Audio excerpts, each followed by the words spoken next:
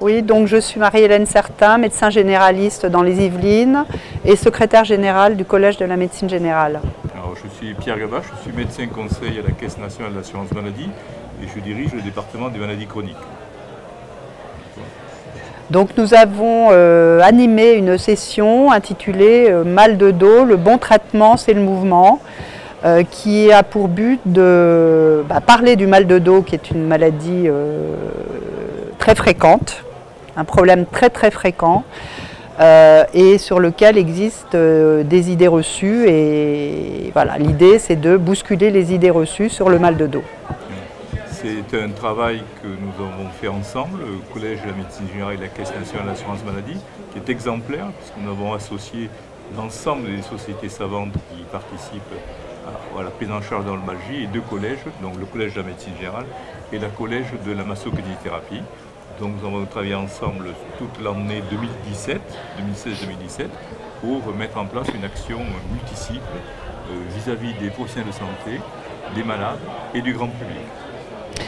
Donc nous avons fait cette session justement avec, en présence des personnes, des professionnels représentant ces différentes disciplines pour justement donner le point de vue à la fois du médecin généraliste, du rhumatologue, du kinésithérapeute, du médecin du travail et du médecin conseil. Donc l'objet de notre travail c'était d'une part donc, de prévenir la chronicisation de cette maladie, la lombalgie commune, qui est fréquente, comme a dit Marie-Hélène Certin, puisque ça touche 84% de la population française. Et donc, on a présenté les différents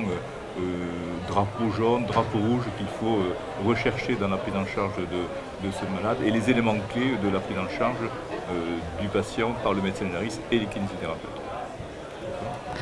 Donc la lombalgie commune c'est donc fréquent, ça n'est en général pas grave et ça guérit spontanément dans 90% des cas, à condition de ne pas faire de bêtises, c'est-à-dire de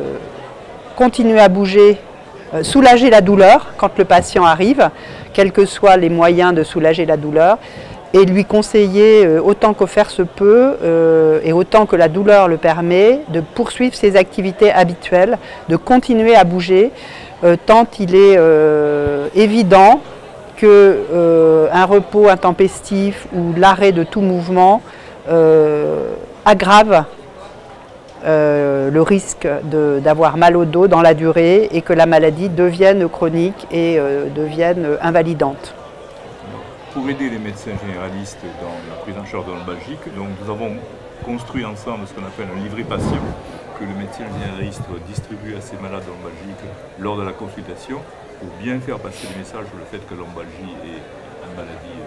souvent bénigne et qui guérit spontanément, qu'il faut maintenir son activité physique. Et nous avons mis en place aussi une campagne grand public actuellement qui se met en place avec des spots télévision,